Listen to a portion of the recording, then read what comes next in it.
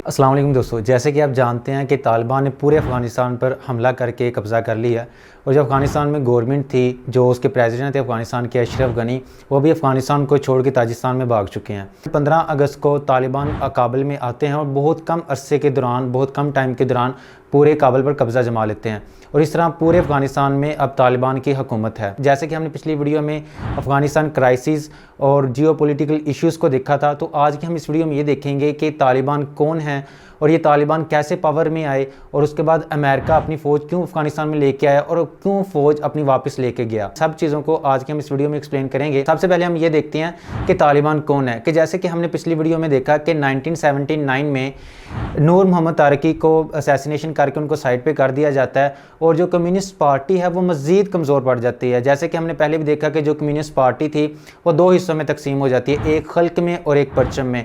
और जब असैसिनेशन कर दिया जाता है नूर मोहम्मद तारकी का, तो मज़ीद ये पार्टी कमज़ोर हो जाती है। सोवियत यूनियन है वो अपनी आइडियालॉजी को बचाने के लिए जो फ़ौज है वो अपनी अफ़गानिस्तान में उतारता है और दोबारा से एक न्यू गवर्नमेंट बनाता है। और दूसरी तरफ अमेरिका है जो अफ़गानिस्तान पर कम्युनिस्ट का इन्फ्लुएंस कम करने के लिए मुजाहिदीन को सपोर्ट करता है और उनको फंडिंग करता है। 1980s में तकरीबन 19,000 मुजाहिदीन को ISI ट्रेन करती है। अब जो जिनको ISI ट्रेन करती है मुजाहिदीन को, ये बहुत ज़्यादा ताकतवर हो जाते हैं और इनके पास पैसा होता है और इनके पास एक्सटर्नल सपोर्ट होती है और अगेन दोबारा से अफ़गानिस्तान में एक सिविल वार लगती है जो कि 1992 से 1996 तक चलती है। अब ये 4 इयर्स अगेन सिविल वार चलती है अफ़गानिस्तान में। मुल्ला मोहम्मद उमर ने 1994 में अपने होम टाउन कंधार में एक ग्रुप बनाते हैं जिसको वो नाम देते हैं तालिबान का। तालिबान पश्तो ज़बान का लफ्ज़ है जो कि तालिब से निकला और जिसके मैनी हैं स्टूडेंट के। अब जो मुल्ला मोहम्मद उमर थे ये बहुत डिसपॉइंटेड होते हैं कि कम्युनिस्ट के जाने के बावजूद भी जो अफ़गानिस्तान है, अफ़गानिस्तान में इस्लामिक लॉज की इम्प्लीमेंटेशन नहीं हो सकी।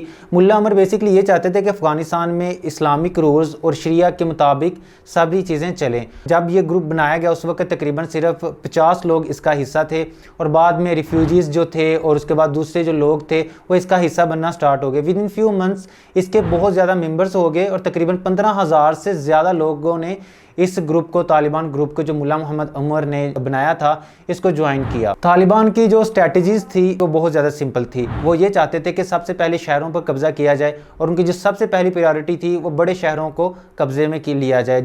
अब 3 नवंबर 1994 को मुल्ला उमर अपने तालिबान ग्रुप्स के साथ अटैक करता है कंधार पे और कंधार पे कब्ज़ा जमा लेते हैं और इसी तरह 1995 को अगेन से ये शेलिंग स्टार्ट करते हैं काबिल पे और 26 सितंबर 1996 को ये काबिल में इंटर हो जाते हैं। 27 सितंबर 1996 को ये काबिल पर कब्ज़ा जमा लेते हैं और इस तरह पूरे अफ़गानिस्तान पर तालिबान की हुकूमत आ जाती है। अब हम देखते हैं कि जो US इंटरवेंशन कैसी होती है अफ़गानिस्तान में। 11 सितंबर 2001 में अटैक होता है वर्ल्ड ट्रेड सेंटर पर जिसको कहा जाता है 9/11 अटैक्स।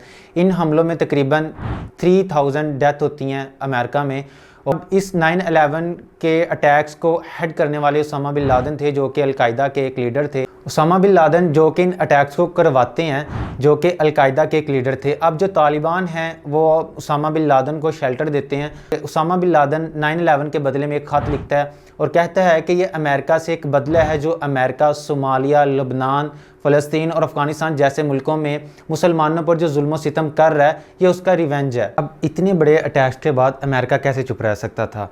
20 सितंबर 2001 को जॉर्ज बुश अपनी कांग्रेस में बयान करते हैं और कहते हैं कि वो इन अटैक्स का बदला लेने के लिए जा रहे हैं और वो कुछ शराइत अफ़गानिस्तान में जो तालिबान की हुकूमत होती है उनकी लीडरशिप के सामने कुछ शराइत रखते हैं और कहते हैं कि अगर आप इन शराइत को एक्सेप्ट नहीं करते हम अपनी फ़ौज अफ़गानिस्तान में उतार देंगे। तो जो शराइत थी उनकी ये थी कि सबसे पहले जो अलकायदा के जितने भी लीडर्स हैं उनको अमेरिका के हवाले कर दिया जाए, फिर उसके बाद जितने भी फ़ॉरेन इस वक्त अफ़गानिस्तान में कैद हैं उनको रिहा कर दिया जाए और उसके बाद जितने भी फ़ॉरेन वर्कर्स हैं, फ़ॉरेन जनरल्स हैं उनको प्रोटेक्ट किया जाए और इस वक्त टेररिस्ट कैंप अफ़गानिस्तान में काम कर रहे हैं सबको फ़ौरन बंद कर दिया जाए। जितनी भी टेररिस्ट अथॉरिटीज़ हैं और उनके जो सपोर्टर्स हैं उनको अमेरिका के हवाले कर दिया जाए।